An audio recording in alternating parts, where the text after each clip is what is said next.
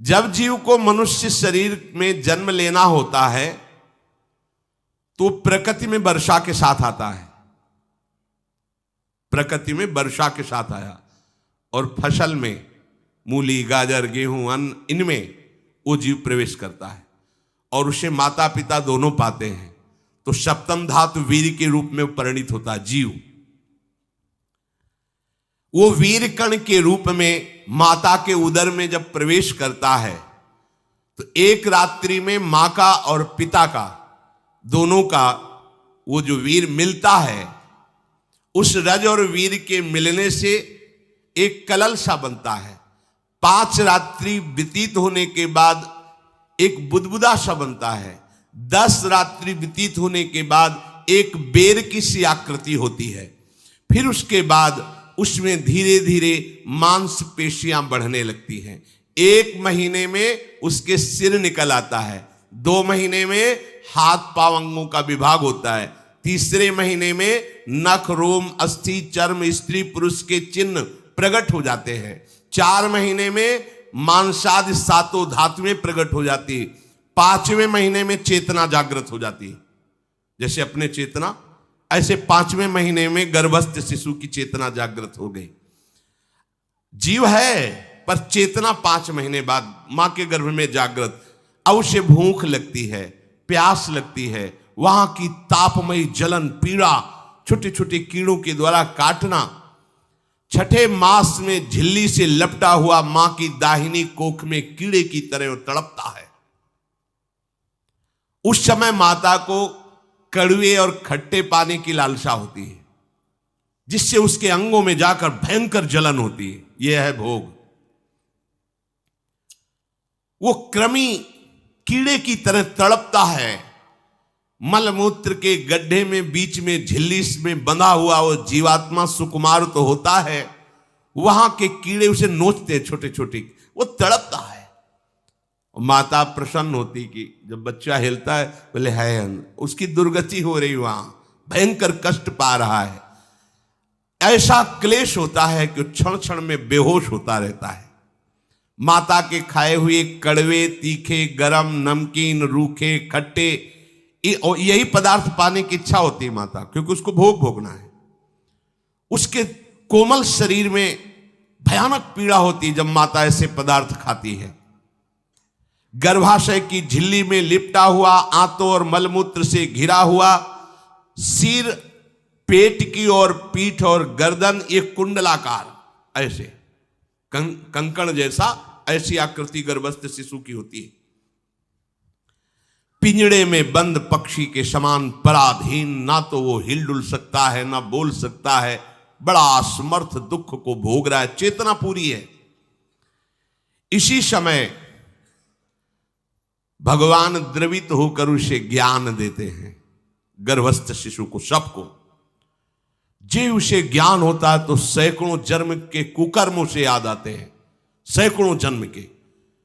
ओहो, ये मेरे कर्म का ही फल, मैंने ऐसे कर्म किए इसलिए दुख भोग रहा हूं। बेचैन हो जाता है, कैसे निपट पाऊंगा, सैकड़ों जन्म के कर्म जमा है।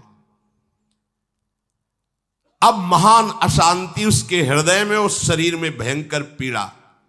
कुंडलाकार शरीर है, हिल भी नहीं सकता है, बस कीड़े काटते, बड़ी तड़पन, बड़ी जलन, भूख प्यास की जलन। अब एक और भयानक जलन हुई, उसे स्मरण हो जाता है कई जन्मों के, सैकड़ों जन्मों के पाप कर्मों का। 7वां महीना आरंभ हुआ कि ज्ञान का उन्मेष हो गया। अब प्रसूति वायु उसे चला रही है, तड़पता है वो। सप्त धातु में स्थूल शरीर से बंधा हुआ वो जीव भयभीत होकर के पुकारता है, अगर कोई भगवान है तो एक बार मुझे यहां से निकाल दे। वो विनय करता है भगवान से, कोई अगर भगवान है जिसने मुझे इस बंधन में डाला है, एक बार निकाल दे, यहां से जाके केवल भजन करूंगा। जीव कहता, जंतुरुवाच तस्योपशन्नमवितुम जगदिच्छयात् नाना तनोर्भुवि चलच्चरणारविंदम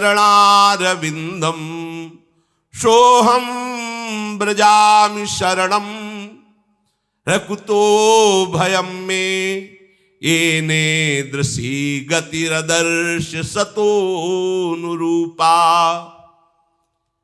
हे प्रभु, मैं बड़ा अधम हूं। ये ज्ञान भगवान की तरफ से गर्भस्थ शिशु को होता है। देखो, स्वयं वो इतना कष्ट पा रहा है, फिर जब आप गर्भ हत्या करते हैं तो आपका पाप कितना बड़ा होगा सोचो। सब माताओं से विनय है, संयम से रहो, सावधान रहो। ये हत्या ऐसी नहीं कि तुम्हारे दान पुण्य से क्षमा हो जाएगी। ये जो भ्रूण हत्या है, गर्भ हत्या है, बहुत बड़ा पाप है। आप लोग अज्ञान के कारण इसको ध्यान नहीं देते, इसे खिलवाड़ समझते हो। कितना ज्ञान है। बेटी ही मां है, बेटी ही बहन है, बेटी ही पत्नी बनती है, बेटी ही किसी के जीवन को धारण करने वाली बनती है। और आपने गर्भ में देख लिया बेटी है, तुम स्वयं मां होकर उसका साथ दे रहे हो, उसका नष्ट करने के लिए। हमारी तो बात ही समझ में नहीं आती, क्या बुद्धि भ्रष्ट हो गई। अगर पुरुष का इतना महत्व है तो बेटियां ना हो तो तुम्हारी कौन सी गति होगी, सोचो जरा। जीना मुश्किल हो जाएगा तुम्हारा। तुम पुरुष किस काम के रह जाओगे। तुम्हारा अर्धांग काट दिया जाए तो तुम कैसे होगे। ये स्त्री स्वरूप अर्धांग है। जिस घर में मां बहन नहीं है, स्त्री स्वरूप नहीं, स्मशान जैसा वो होता है। ध्यान दीजिए, ये बहुत बड़ी गलती है जो अपनी बेटियों की हत्या करते हैं। और ये वो पाप है जो अक्षम्य अपराध है। स्त्री हत्या करना शास्त्रों में बहुत बड़ा पाप कहा गया है। फिर वो तो बच्चा है, बिल्कुल नहीं। जिनसे हो गया है, श्रीमद् भागवत का सप्ताह मूल संस्कृत से सुनो और भगवान से प्रायश्चित प्रार्थना करो कि हे नाथ, भूल से गलती हो गई, दूसरा कोई उपाय नहीं। ध्यान से समझ लीजिए, तुम्हारे भ्रूण हत्या गर्भ हत्या के पाप को नष्ट करने में एकमात्र श्रीमद् भागवत समर्थ है, दूसरा कोई नहीं। कोई दान पुण्य तीर्थ स्नान तुम्हें क्षमा नहीं कर पाएगा। यह ऐसा महापाप है। अगर हृदय में जलन करके और मूल संस्कृत के द्वारा पूरी 7 दिन में भागवत श्रवण की जाए नियम से, तो भागवत समर्थ है, इस हत्या के पाप से भी आपको मुक्त कर देगी। जिनके ऐसे हत्या हो गई हो करवा लो, नहीं तो बुद्धि आगे भ्रष्ट करके तुम्हें हरि गुरु से विमुख कर देगा। ये पाप ऐसा नहीं कि तुम्हें 2-4 माला घुमाने से क्षमा हो जाएगा। ये महत अपराध है। सबकी समझ में नहीं आता, समझ जाओ, नहीं तो आप जहां भी हो वहीं से भ्रष्ट कर देगा। ये अपराध नष्ट नहीं होगा, श्रीमद् भागवत की कृपा से नष्ट हो जाएगा। ये हमें बहुत विश्वास है। श्रीमद् भागवत सप्ताह की यह है ही महामहिम। प्रेत योनि को प्राप्त धुंधकारी को सीधे भगवत पार्षद स्वरूप देकर परम पद में आरूढ़ कर दिया। केवल 7 दिन की मूल संस्कृत एक भी श्लोक नहीं छूटना चाहिए। अगर सप्ताहिकी का पारायण हो तो इस भ्रूण हत्या गर्भ हत्या से भी निवृत्ति मिल जाए। अब वो जीव भगवान को पुकारता है, मैं बड़ा नीच अधम हूं। आहा, भगवान आपने जो मुझे गति दिखाई है तो मेरे कर्म के अनुसार ही है, आपका इसमें कोई दोष नहीं। हम लोग जब कष्ट भुगते तो भगवान से कहते हैं हमने तुम्हारा क्या बिगाड़ा। भगवान ने नहीं बिगाड़ा, तू खुद देख क्या बिगाड़ लिया अपना। करो पापाचरण। अब देखो, हमने तो जीवन में कोई पाप नहीं किया और कितने गर्भ हत्या की है, कितनी खिलवाड़ समझे हो। ये बिल्कुल भयावह चीज है, आप लोगों को नहीं। हम बार बार इसीलिए कह रहे कि भयावह वस्तु है, तुम्हें बहुत ऊंचाई से घसीट के भ्रष्ट कर देगी। बहुत होश में हो, भूल के कभी ऐसा न करना जहां तक हमारी आवाज पहुंचे, जहां तक सुनाई दे। गर्भ हत्या मत करना, संयम से रहो। इस तरह का व्यवहार मत करो कि तुम्हारा मनुष्य जन्म ही व्यर्थ चला जाए। इसमें तीनों को बराबर दंड मिलेगा, गर्भ हत्या कराने वाला, गर्भ हत्या की प्रेरणा देने वाला और गर्भ हत्या में सहयोग देने वाला। जो औषधि डॉक्टर या जो भी, तीनों को दुर्गति होगी। माता पिता प्रेरक और कर्ता। ऐसा नहीं कि आप डॉक्टर हो तो आपको गर्भ हत्या करने का अधिकार नहीं। आप डॉक्टर हो दूसरे के शरीर को स्वस्थ करके निरोग करने के लिए, हत्या करने के लिए नहीं। कोई भी हमारा संविधान ऐसा आदेश नहीं करता कि आप गर्भ हत्या कर दो, ना भागवतिक और ना भारतीय संविधान। ऐसा संविधान आदेश नहीं करता। अब वो जीव कह रहा है कि प्रभु मेरे योग्य ही है, आपने जो मुझे दंड दिया है। मैंने सुना है कि आपकी शरण में जो आता है आप उसकी रक्षा कर लेते हैं। आपकी जो शरण में हो जाता है वो इस भूमि पर, भारत भूमि पर, विश्व पर निर्भय विचरण करता है, कोई उसे भय नहीं प्रदान कर सकता। प्रभु मैं इस माता के उदर में माया का रहस्य न जानने के कारण ऐसे कर्म किए कि मैं आ गया हूं, बहुत दुख पा रहा हूं। हे निर्विकार अखंड बोध स्वरूप परमात्मा, मैं बार बार नमस्कार करता हूं। प्रभु मेरे ऊपर कृपा कर दो, एक बार इस गर्भ से निकाल दो, मैं यहां से बाहर जाकर आपका निरंतर भजन करूंगा। ये वादा करके आए हम प्रभु से सब। प्रभु ने करुणा करके हमें चांस दिया है मनुष्य शरीर। प्रभु मैं बहुत जन्मों से इस समय स्मृति आ रही देख रहा हूं, कर्मों में भटकता रहा आपसे विमुख होकर के।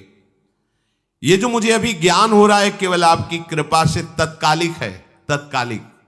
एक तत्कालिक वैराग्य होता है, जैसे कथा सुनियो मन में आया कि अब तो भजन ही करना है। ये तत्कालिक है, स्थायी नहीं है। इसे स्थायी बनाओ। प्रभु आप अंतर्यामी हो, आप सब कुछ जान रहे हो। तीनों तापों की शांति के लिए भक्तजन आपका भजन करते हैं। मैं देहधारी होकर जीव माता के उदर में मलमूत्र से रुधिर की झिल्ली में फंसा हुआ माता की जठराग्नि के ताप से जल रहा हूं। प्रभु एक एक क्षण में यहां विकल होकर केवल इंतजार कर रहा हूं कि किस समय मुझे यहां से निकाला जाएगा। दीन बंधु यहां से कब मैं निकलूंगा। स्वामिन आप बड़े दयालु हो। आप जैसे उदार प्रभु ने मुझ गर्भस्थ शिशु को ये ज्ञान दिया। हे दीन बंधु आप अपनी कृपा से प्रसन्न हो जाइए। प्रभु एक बार निकाल दीजिए, मैं ऐसा भजन करूंगा कि दोबारा संसार के दुख में नहीं आऊंगा। कपिल भगवान कहते हैं, हे माता, वो गर्भस्थ बालक शिशु भगवान से प्रार्थना करता है, भगवान का आदेश होता है, तत्काल प्रसव वायु धक्का मारती है। जे ही प्रसव वायु धक्का मारती तो उसको ऐसा भयंकर कष्ट होता है, जैसा पीछे लिखा है कि जैसे जिंदा किसी की चमड़ी उतारी जाए, ऐसा मां के गर्भ से निकलते समय उसे कष्ट होता है। वो अत्यंत कष्ट से व्याकुल होता है। उसी समय उसका वो ज्ञान नष्ट हो जाता है जो भगवान ने दिया था। उस समय उसकी श्वास की गति रुक जाती, जैसे किसी का गला दबा दिया जाए तो कैसा लगेगा। ऐसे ही पूरी की पूरी भागवती की स्मृति नष्ट हो गई। होश आया तब देखा कि वो बाहर पड़ा हुआ है, माता के उस मलमूत्र में सना हुआ विष्ठे की कीड़े की तरह। गर्भवास में जो दिव्य ज्ञान प्रकट हुआ था भगवान की कृपा से वो सब नष्ट हो गया। भूमि परत भा ढाबर पानी, तिम जीवे माया लपटानी। चेतन आई तो रोने लगा। वो ज्ञान कहां गया, वो ज्ञानदाता कहां गया। वो कहता कहां कहां, बोले थाली बजाओ बच्चा हुआ है। और वो तो रो रहा है कि कहां, वो ज्ञान कहां गया जिसके बल से मैं कह रहा था कि बाहर निकाल दो, मैं आपका भजन करूंगा। सब खत्म ज्ञान। जो लोग उसका अभिप्राय नहीं समझते हैं वो उत्सव मनाते हैं। बालक हुआ है, वो रो रहा है, वो कहां गया ज्ञान, कहां कहां कहां। छोटा बालक यही रोक कहता कहां।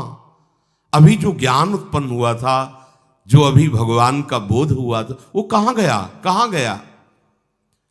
घर परिवार के लोग उसका पालन पोषण करते रहते हैं, उसमें कोई निषेध करने की शक्ति नहीं हो रही। मच्छर काट रहा है, दुख हो रहा है, हटा नहीं सकता बालक।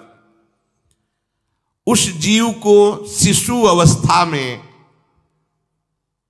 जब कपड़ों पे लिपेट कर इसे लिटाया जाता है तो इतना कोमल त्वचा होती कि कपड़े भी उसको, जैसे खुजलाहट है, पीड़ा है या जलन है, बिल्कुल कोमल त्वचा होती, कुछ नहीं कर सकता हो, पर रो सकता है। ना खुजलाने की, ना करवट बदलने की, ना उठने की कोई सामर्थ्य नहीं। बड़ा कष्ट पाता है बाल्यावस्था में, क्योंकि त्वचा बड़ी कोमल होती, दास मच्छर आदि जीव उसको काटते हैं। गर्भावस्था का कोई ज्ञान नहीं रहा, सिर्फ रोना ही रोना रह रहा। इस प्रकार उसकी बाल्यावस्था कटी, कौमार अवस्था आई, पौगंड अवस्था, इनमें वो खिलवाड़ में फंस गया। जैसे जैसे बड़ा होता जाता, चेतना, गुनगुना, ये कार, ये प्लास्टिक के ऐसे उनमें मगन है। देखो ना छोटे बच्चों को, अज्ञानवश इसकी ये अवस्था कट गई। बड़े भाग्यशाली ऐसे भी बच्चे हैं जो तुतला के बोलते, उनकी मैया कहती राधा बोलो, राधा। देखो ये सौभाग्य, प्रणाम है उन माताओं को जो अपने बच्चों को भगवान नाम बुलाती हैं कि आप बोलो, श्री हरिवंश बोलो, राधे राधे बोलो। धीरे धीरे उसकी युवावस्था पहुंची। इस समय उसके अंदर एक भूत सवार होता है, जवानी का भूत है, ये सबके सवार होता है। अगर मंत्र चल रहा है तो भूत नहीं चढ़ेगा, नाम चल रहा है तो भूत नहीं चढ़ेगा, नहीं तो भूत चढ़ जाता है। ये कुछ भी करवा सकता है भूत, भूत ही तो है ना। वैसे ही पंचभूत लिपट गए, ये ऊपर से जवानी का और भूत सवार हुआ तो जौवन ज्वर के ही नहीं बलकावा। जवानी में कोई भी ऐसा अपराध नहीं जो हो ना जाए। बड़ा भयानक इसमें स्वरूप होता है। इसमें केवल भोग, केवल भोग, एक ही दृष्टि रहती है, भोग भोगना।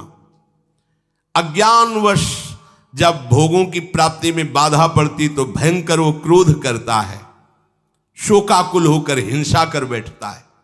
जैसी घटनाएं सुनने को मिलती हैं, राक्षसी घटनाएं, ये भूत है जवानी का।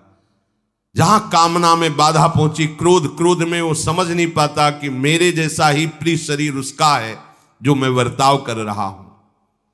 सदेहेन मानेन वर्धमानेन मन्युना करोति विग्रहम कामी कामेष्वंताय चात्मनः। जैसे जैसे देह बढ़ता जाता है, पुष्ट होता जाता है, वैसे वैसे भोग वासना और अभिमान बढ़ता जाता है। वो काम परवश होकर अपना नाश करना शुरू कर देता है। यौवन, वो फिर खोटी बुद्धि वाला वैसे ही पाप करने लगता है जिन पापों के कारण उसकी दुर्गति हुई थी नरक आदि की, और मां के गर्भ में आया था। देहाभिमानवश निरंतर मैं करूंगा, मैंने भोगा, मैं वो भोगूंगा। उसे ये ज्ञान नहीं रहता कि मैं वादा करके आया हूं कि भजन करूंगा और इस संसार से मुक्त हो जाऊंगा। भूल गया। इसी शरीर से उसको फिर भयंकर कष्ट भोगने पड़ेंगे। इसी का नाम संसार चक्र है। अगर कहीं उसे सत्संग मिल जाए, सन्मार्ग में चल दे, तो माया भेजती है दो प्रकार के लोग उनको भ्रष्ट करने के लिए।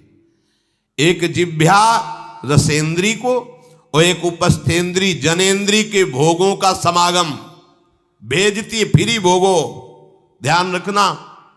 शास्त्र है, सत्य एक एक अक्षर है।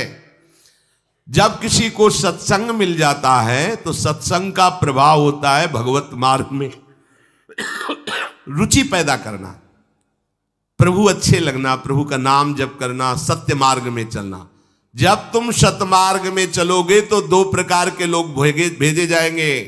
बढ़िया हलवा, बढ़िया खीर, रबड़ी, लो प्रभु, पाव, आरोगो, रसेंद्री और फिर जनेंद्री। फिर ही कोई परेशानी नहीं, भोगिए आप। फिर वो ऐसे विषयी पुरुषों का संग करके वैसे ही पहले की तरह फिर पाप करने लगता है। बहुत होश में, बहुत होश में। इनको ऐसे लोगों का संग कराया जाता है जिससे सत्य, शौच, पवित्रता, दया, संयम, लज्जा, क्षमा, यश, मन इंद्री का संयम, ये सब सद्गुण नष्ट हो जाएं, ऐसे लोगों का संग कराया जाता है। ऐसे लोग बहुत हैं, वो आपको पैसा खर्चा करके वो आपको भोग दिलाएंगे, भोगो भैया, आप इनके लिए नहीं भगवत मार्ग में आए हो, आप प्रभु की प्राप्ति के लिए आए हो। बचो, सावधान हो। ये देखो शास्त्र कह रहा है, रसेंद्री और जनेंद्री दो की सुविधा देने वाले लोग मिल जाएंगे। अत्यंत शोचनीय, मूढ़, देहात्मदर्शी ऐसे असत पुरुषों का संग करके भ्रष्ट हो जाता है। अच्छा, वो आग लगा दिए, वो चल दिए, फिर नहीं देंगे। कुछ लोग ऐसे होते हैं, ये 10 दिन अपने पैसे से आपको नशा करवाएंगे, फिर इसके बाद तुम्हें उनके पैरों में गिरना पड़ेगा, फिर मांगने से भी नहीं देंगे, पहले फिर ही देंगे। आदत बिगड़ गई। ऐसे लोग मिलेंगे, मुस्कुराएंगे, हंसेंगे, आपको गले लगाएंगे, आपको लगेगा जीवन का सार मिल गया, फिर इसके बाद जूते चलाएंगे, गली में नहीं देखने देंगे। अब तुम्हारी वृत्ति बिगड़ गई, तुम उधर ही ताको, होश में, होश में। इस जीव को किसी और के संग से ऐसा बंधन, ऐसा मोह नहीं होता जैसा कामिनियों के संग से होता है। भगवान कपिल देव जी कह रहे हैं, न तथास्य भवेन्मोहो बंधश्चान्य प्रसंगतः योषित संज्ञाद यथा पुरुषो यथा तत्संग संगता। कामी पुरुषों का, कामिनियों का संग जैसा परमार्थ भ्रष्ट करता है, वैसा और किसी से नहीं हो सकता। इसलिए तुम इतना अपने को मत साधक समझ लो कि हमारा कौन बिगाड़ सकता है। उदाहरण में दे रहे, प्रजापति स्वाम दुहितरम दृष्ट्वा तद्रूप धर्षितः रोहित भूताम शोनवधा वदृक्ष रूपी हतत्रपहा। स्वयं प्रजापति भगवान ब्रह्मा जी ने अपनी पुत्री को जब देखा, प्रसंग आता है, सरस्वती जी, बहुत सुंदर सरस्वती जी है, तो अपने को संभाल न सके। उनके रूप, लावण्य और यौवन के स्वरूप को देखकर भगवान ब्रह्मा जी आकर्षित हो गए। इसलिए दूसरों की तो बात ही क्या है, हम सब ब्रह्मा के ही बनाए हुए हैं, वो आकर्षित हो गए। इसलिए बलम में पश्चिमाया स्त्री मैया जैनो दिशाम या करोति पदाक्रांतान भूर्विजंभेण केवलम। हे माता, मेरी माया का बल देखो, जो अपने पैरों से विश्व को कुचल सकते हैं, ऐसे दिग्विजयों को अपने पैरों के नीचे कुचल दे, वो मेरी माया है। देखो, बलम में पश्चिमाया स्त्री मैया जैनो दिशाम, जो 10 दिशाओं पर विजय प्राप्त कर सकते, उनको भी घुटने टिकवा दे, ये मेरी माया है। संगम न कुर्यात् प्रमदा सुजातु योगस्य पारम परमारुरुक्षु मत्सेवया प्रतिलब्धात्म लाभो वदंती या निरय द्वारमस्य। श्री भगवान कह रहे हैं, अहो मेरी इस माया का बल देखो।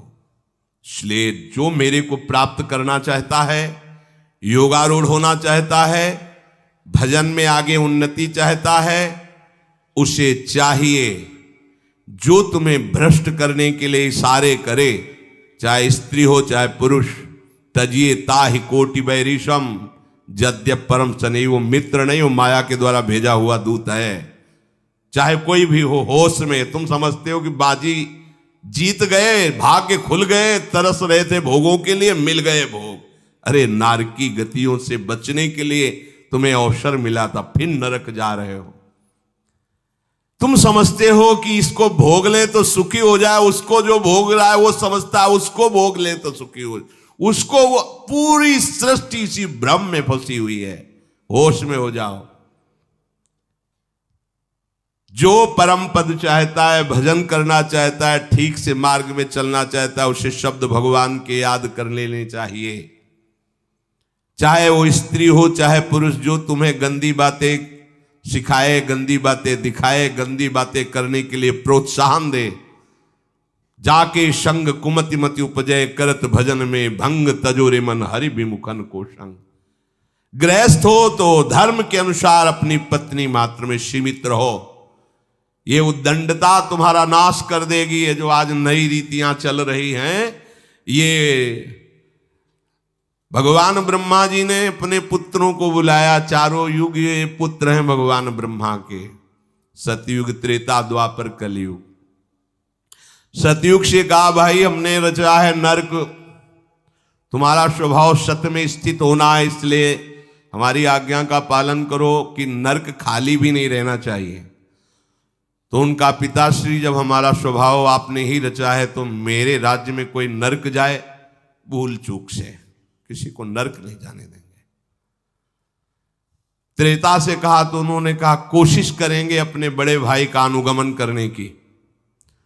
द्वापर से कहा तो उन्होंने कहा कोशिश करेंगे आपकी आज्ञा का पालन करने की। समझना। लेकिन जब कलयुग आया तो मुस्कुरा के बोला पिताश्री जैसे बड़े भैया ने कहा मेरे राज्य में कोई नरक मेरी जानकारी में नहीं जा पाएगा, ऐसे ही मेरे राज्य में कोई स्वर्ग या परम पद मेरी जानकारी में नहीं जा पाएगा। मैं सीधे हाउसफुल करूंगा नरक। देख लो ना, शराब पीना, व्यभिचार करना, जुआ खेलना, चोरी करना, हिंसा करना, इसके प्रधान स्थान है। ब्रह्मा जी से कहा आप चिंता मत करो, जैसे बड़े भैया कहते हैं कि हमारे राज्य में कोई नरक नहीं जाएगा, ऐसे हम आपको वचन देते हैं। अगर हमारी दृष्टि पड़ी तो न स्वर्ग जाने देंगे न परम पद में जाने देंगे। तभी महाप्रभु कहते पाए जान जगत में सब जन कपटी कुटिल कलयुगी टंचू। कलयुग ने सबको देख रखा है, सबको अधीन कर रखा है। अगर बच सकते हो तो एक हरिनाम है, राधा नाम है, जो कलयुग का प्रभाव नहीं पड़ने देगा। इसलिए होश में, चाहे वो पुरुष हो या स्त्री हो, रिश्तेदार हो, नातेदार हो, कोई हो, जिसके संग से भोग वासना बढ़े, भगवत विमुक्ता हो, दूरी बना लो, तत्काल दूरी बना लो। वो मित्र नहीं, वो भारी दुश्मन है, जो तुम्हें फिर वही दुर्गति में ले जाएगा जो गर्भ में वादा किया वो नहीं कर पाओगे। भगवान कह रहे मैं इसलिए मना कर रहा हूं कि ये खुला हुआ नरक का द्वार है। वदंती या निरय द्वारमस्य, निरय माने नरक का द्वार, अस्य माने ये भोग विलासिता खुला हुआ नरक का द्वार है। इसका भाव यह है कि इसमें सुख तो है नहीं, सुख भासता है। भासना और है में अंतर है। जैसे रेत में हम देखते हैं सूर्य की किरणें पड़ने पर निर्मल जल भासता है, और प्यास के कारण हम दौड़े तो वहां बालू ही मिलेगी, फिर आगे भासता है, फिर भागे तो फिर भागने से प्यास बढ़ती जाती है, पानी मिलता नहीं। ऐसे ही परस्पर आकर्षण में सुख भासता है, होता नहीं। जब हम उसको स्वीकार कर लेते हैं तो एक मन में उदासी आती कि यहां वो तो मिला नहीं जो चाह रहे थे, तो वो दूसरा दिखाता है, वो आगे, वो उधर गया, तो फिर वो पूरा जीवन नष्ट हो जाता है। और मिला नहीं क्योंकि है नहीं, भासता है, सुख भासता है नहीं। प्रभु में सुख भासता नहीं, प्रभु में सुख है, भासता नहीं है। इसलिए जो भासता में लगे वो प्रभु में नहीं लग पाते, क्योंकि यहां भासता नहीं है, वहां भास रहा है, और है नहीं। यहां है, भास नहीं रहा है तो है का परिचय नहीं है, इसलिए वो यहां लग। और जो लग गया तो नाच नाच के मीरा जी कहती पायो जी पायो मैंने राम रतन धन पायो। पति है। प्रथम रात्रि में मीरा जी ने राणा साहब से कहा कि आप हमारी बात शायद समझ सकते हो, आप हमें स्पर्श मत करना। मैंने सुहाग गिरधर के नाम का भरा है, मैं तुम्हारी पत्नी नहीं हूं। लोक व्यवहार के कारण तुम पति रूप में आए हो, तो मैं चाहती हूं कि तुम मेरा सहयोग करो। मैं एक पतिव्रता हूं गिरधर की। मेरे तो गिरधर गोपाल बैठे थे एक ही सैया में, उतर के चरणों में बैठ गए। मीरा जी के चरण पकड़े के हो भाग्य, मुझे ऐसे सौभाग्य मिला कि आपका पति होने का। एकांत में आप हमारी गुरु होंगी और समाज में आप पत्नी का स्वांग करेंगी, जिससे आपको विक्षेप नहीं पड़े। आजीवन निर्वाह किया, एकांत में गुरुवत मीरा जी के प्रति व्यवहार करते राणा साहब, और व्यवहार में मीरा जी पत्नी जैसा व्यवहार में बाहर और अंतर में ऐसी सदगति हुई राणा की जो बड़े बड़े योगियों को दुर्लभ है। वो मीरा जी जीवन में कभी भी किसी भोग को स्वीकार नहीं किया। गिरधर के रंग राची, सब भोग चरणों में लुट रहे थे। सोचिए, राज परिवार में ब्याही गई, क्या था, किसी भी सुख की आकांक्षा नहीं। यह है रंग श्री हरि का, है नहीं ना उनमें सुख। जो है सुख वो मिल गया तो फिर भासने की तरफ क्यों बढ़ेगा। इसलिए ये जो मेरी माया है, ये मित्र बनकर पहले सेवा के बहाने से धीरे धीरे पास आती है। आती है का शब्द माया के लिए है, वो किसी भी रूप में होगी।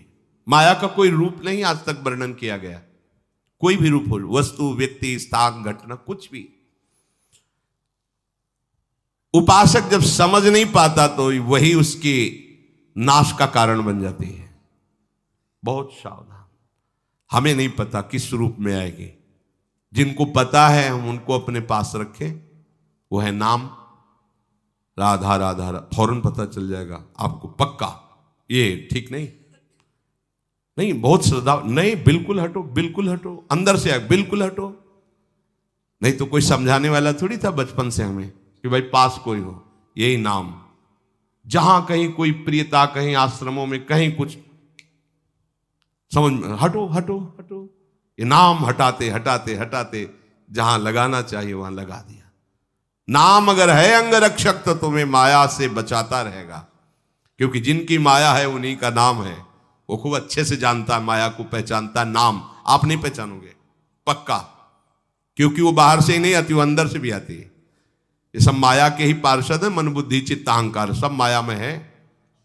नाम चलेगा तो अंदर और बाहर दोनों जगह सुरक्षित रखेगा, पकड़ लीजिए। वो तिनके में ढके हुए कुएं के समान होती है, पता नहीं चलता कि कितना गहरा कुआं है। ऊपर से तिनके से ऐसा लगता भूमि, जो पैर रखा गिर गए कूप में, अब निकल नहीं सकते। जब मेरी माया में आसक्त हो जाता है तो अंत समय फिर उसी माया का स्मरण आता है, वही सब मैं और मोर तोड़ते। अब वो फिर उसी चिंता से फिर वही फंस गया, फिर वही दुर्गति प्रारंभ। तो हे माता, जो हरि से विमुख हैं उनका ये चक्र चलता रहता है। पुनरपि जननम पुनरपि मरणम पुनरपि जननी जठरे शयनम। इसलिए मुमुक्षु उपासक को चाहिए कि ना कोई भय स्वीकार करो, डरो मत माया से। देखो भगवान के वचन, ना किसी के सामने दीन हो। भक्ति की दैन्यता अलग है, विषयों की दीनता नहीं। ये साधु में कभी नहीं हमने देखा, किसी भी साधु में ये नहीं। साधु है ये नहीं होगा जब मर जाए पक्का, और साधुता नहीं है तो फिर इतना ही है, फिर और रही क्या गया है। फिर साधुता में ये तो नहीं होता पक्का। हम कहते हैं बहुत हजारों संतों से मिले, ये नहीं होता। अरे रिद्धियां सिद्धियां मारी घूमती पीछे, वो हाथ फैलाएंगे। हाँ, आचार्य आदेश के कारण रोटी मांगते हुए बड़े बड़े सिद्धों को देखा गया है, टुकड़े रोटी के मांगने। आचार्यों का आदेश है, भिक्षा औषधम अन्नम, भिक्षा रूपी अन्न रूपी औषधि से उदर पोषण करे, ऐसा आचार्य। चाहे वो भगवान शंकराचार्य हो, चाहे आप प्रेम के उपासक हो। भूख लगेगो मांग खाऊंगो, गिनो न सांझ सवेरो, ब्रजवार छिन के जूठ टूक और घर घर छाछ महेरो, ऐसो कब करी हो। बस साधु 30 मिनट के लिए केवल भिक्षुक बनता है और 23.5 घंटा के लिए बादशाह रहता है। मिले तो ना मिले तो बस भिक्षा बादशाह। जाय न चाहे कबो कछ तुम सन सहज सने, बसो निरंतर तासुर सुराउर निजगे। साक्षात भगवान हृदय में खेलते रहते हैं। दीनता नहीं होनी चाहिए।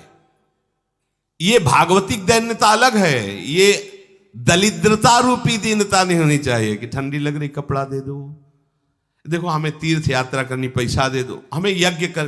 कौन सी यज्ञ करनी तुम्हें? कौन सी यज्ञ? श्वासों को बोलो राधा राधा राधा, एक एक श्वास की आहुति, इससे बड़ी कोई यज्ञ होगी? पूरा जीवन समर्पित, इससे बड़ा कोई तीर्थ होगा? अरे जहां चरण रख दे वहां तीर्थ प्रकट हो जाए, ऐसी भक्ति की महिमा होती। तीर्थ ही कुर्वन्ति तीर्थानि। ये दीनता नहीं होती साधुओं में, पाखंड में होती। दीनता साधुता में नहीं होती। इस विषय की ये दे दो बाबूजी, अरे धिक्कार है, धिक्कार है। कहा वह मोर दासा करे तुच्छ नरन के आशा, तो कहो कहां रहा विश्वासा। जिसने बिना किसी सहयोग के 1 सेकंड में अनंत ब्रह्मांडों को रच दिया, वो हमारे स्वामी है। इसके बाद तुम ऐसे मांगते घूमो, कहां दासता रही? भय, जिसके भय से मृत्यु भी भयभीत होकर काम कर रही, जिसके भय से सूर्य चंद्र प्रकाशित हो रहे, जिसके भय से पृथ्वी जल में नहीं डूब रही, वो हमारा स्वामी है। फिर हमें भय किससे? मोह, चराचर जगत मेरे प्रभु का अंश, बस इस बात से प्रीति है, कोई शारीरिक संबंध से नहीं, माता पिता भाई बंधु नहीं। हमारा संबंध नाते नेह राम के मनियत सुरत सुदेव, जहां लो जितने भी संबंध है केवल आराध्य देव के संबंध से। बस निसंग भाव से वो फिर भगवत प्राप्त हो जाता है। ये सावधानी रखनी। निसंग भाव, कोई मित्र नहीं, कोई शत्रु नहीं। इस माया में संसार से मुक्त होने का यही उपाय है। भय नहीं, दीनता नहीं, मोह नहीं, किसी का संग नहीं, और अपने श्यामा श्याम श्यामा श्याम श्यामा श्याम, उनके नाम के, उनके आश्रित, वो आगे से आगे ऐसा दुलार करते हैं, आपको सोचना ही नहीं पड़ेगा। जैसे माँ को पता है बाल भोग कब कराना है बच्चे को, कौन सी पोशाक धारण करानी है, कहाँ उसको खेलने ले जाना है, ऐसे ही हमारे प्रियालाल को पता है ये दास है, इसको कब क्या। सच्ची मानिए, आगे से आगे व्यवस्था उनकी। आश्चर्य में हो जाओगे आप जब अपना अहंकार उनको समर्पित कर दोगे। हम अहंकारी जीव अपने अहंकार के कारण धक्का खाते घूम रहे। नहीं, अखिल कोटि ब्रह्मांडों का सृजन करने वाला प्रभु है। 4 लाख योजन का एक पहाड़ केवल है, सोने का प्योर सोने का, मिलावट नहीं। 4 लाख योजन, 1 योजन 4 कोस, 1 कोस 3 किलोमीटर, कितना एक से एक रत्न इस पृथ्वी में है। ऐसे मालिक के गुलाम हो, ऐसे हाथ फैलाते घूमो। राधा राधा। इस शरीर को बहुत ध्यान से सुन लो, जो इस शरीर को निक्षेप माने धरोहर होता है, धरोहर की भांति। जैसे हम तुम्हें दे दे कि 500 रुपये रख लो, हमें जब काम लगेगा ले लेंगे, तो 500 रुपये रखे आपकी जेब में, लेकिन आप कभी उसे अपना नहीं मानेंगे। अगर कभी आवश्यकता पड़ी, किसी ने बताया भी कि 500 रुपये आपकी जेब में, नहीं, वो तो धरोहर है। जब वो मांग लेंगे तो उनको हम खर्चा, धरोहर का खर्चा स्वयं में नहीं किया जाता। ईमानदार आदमी धरोहर को जैसे रखा वही, ये नहीं कि हम 500 खर्चा कर लेते हैं फिर कमा के 500 दे देंगे, नहीं, वही सेम टू सेम वैसे ही वापस होगा। तो ये शरीर प्रभु की धरोहर है। सुधा निधि में भी एक श्लोक में आया है, ये प्रियाजू की धरोहर है। कबीरदास जी ने भी कहा है, चदरिया जैसी की तैसी धरि दीनी। जैसी दी थी प्रभु, हमने मलिन नहीं की, वैसे की वैसे वापस कर दी। तो क्या होगा उसका परिणाम? मोक्ष, भगवत प्राप्ति। इसे मलिन करने का अधिकार तुम्हें नहीं। ये चदरिया जो मिली है, मनुष्य शरीर, ये भगवत प्राप्ति। इसे गंदा मत करो। शरीर को धरोहर की भांति रखकर, ये गुरु की संपत्ति है, ये इष्ट देव की संपत्ति। तन वांग मनोभिरमलई सोहम तविवासिता। ये शरीर, ये मन, ये वाणी हमारे गुरुदेव को समर्पित, उनकी आज्ञा के अनुसार चलना है। तो क्या होगा? अनासक्ति बढ़ेगी, किसी से कोई राग नहीं, अनासक्त होकर भगवत प्राप्त हो जाएगा। एक ही उपाय समस्त दुखों से बचने का, मामुपेत्य। जो मेरे आश्रित हो गया, मेरा भजन करता है, पुनर्जन्म नहीं होता उसका। क्योंकि दुखालयम शाश्वतम, संसार में वही जवानी, वही बुढ़ापा, वही रोग, वही योनियों में भटकना। थोड़ा तो थक जाओ। तुम्हें नहीं चाहिए दिव्यता तो कम से कम इतना समझ लो। फिर वही प्रारंभ वाली बात कहते हैं कि देश विदेश सुख के लिए भटकते हो, तो हम भी तो ऐसे देश की बात कर रहे हैं जहां सुख ही सुख है। जहां काल की भी चाल नहीं है, वो है निकुंज देश। निकुंज देश के राजा हैं श्यामा श्याम। चलो ना वहां, राधा राधा रूपी धन कमाओ, यहां किसी से व्यवहार न करो, प्रेम का व्यवहार भगवत समर्पित करो, राग द्वेष का व्यवहार मत करो, तो इसी जन्म में ये कर्म परंपरा खत्म हो जाएगी।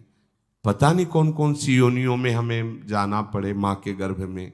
इसलिए भाई ये आखिरी जन्म होना चाहिए, ऐसा कर लो, ऐसा धन कमा लो जो तुम्हारे साथ चले, वो है राधा नाम। अब जीवन में धोखा ना होने पावे। सबसे प्रार्थना है बच जाओ, आगे और कलयुग भयानक रूप लेके आएगा, आपसे भजन नहीं होगा। अभी देख लो, न खान पान पवित्र है, न संग पवित्र है, न दृश्य पवित्र है, आगे तो और भी। ये ऐसा समय पैदा करेगा कलयुग कि कोई राम कृष्ण हरि नाम सुनाई नहीं देगा। भाव भ्रष्टाचारा सब संसारा धर्म सुने नहीं, कहीं स्वाहा स्वधा तो खत्म होता जा रहा है। देख लो, पहले यज्ञों की भरमार होती थी, कहां यज्ञ हो रहे हैं। ऐसे ही अभी सत्संग सुनने को मिल रहा है। कितने जगह सत्संग होता है, भगवत प्राप्ति का कितनी जगह सत्संग होता है, खोज लो आप पूरे भारत में। कितनी जगह शुद्ध शास्त्र सम्मत भगवत मार्ग की बात मिलेगी। कितने नाम जापक रह गए हैं। वास्तविक आगे चल करके आपको सपोर्ट ही नहीं मिलेगा भक्ति का। जैसे अभी डरने लगे कि अगर तिलक लगा के जाएंगे तो ऑफिस वाले क्या कहेंगे, स्कूल में तो कंठी और तिलक ही नहीं धारण करने दिया जाता। बच्चे कहते हैं, घर में कहते हैं तुम सुहागवती हो, कंठी तो विधवा धारण करती हैं। कैसा दुर्बुद्धि घर वाले। और ठाकुर सेवा ये तो विधवाओं का काम होगा। सच्ची सौभाग्यवती वही है जिसने ठाकुर सेवा स्वीकार कर ली। सच्चा मंगल सूत्र कंठी ही है जिसने हरि का पहन लिया। कैसी मंद बुद्धि है लोगों की। ऐसी मतलब सौभाग्यवती भी कंठी पहन सकती हैं, तो हमें लगता है इससे बड़ा दुर्भाग्य क्या होगा, हम इसे सौभाग्य मानेंगे। राम हरि कृष्ण बोल न पावे, कंठी न धारण करे, रज न धारण करे और उसे सौभाग्यवती, तो कौन सा सौभाग्य। मरण धर्मापति, कुछ दिन में वो भी मरेगा, फिर बनना क्या बनना। न भजन लायक रह जाओगे, न संसार लायक रह जाओगे। प्रार्थना मान लो, थोड़ा कड़ुआ लगेगा लेकिन बहुत मीठा है परिणाम इसका। यत अग्रे विस्मयो परिणामे अमृतोपमम। जिसमें शुरुआत विष जैसी लगे उसका परिणाम अमृत में होता है। खूब भजन करो और इसी जन्म में श्री जी को प्राप्त करो।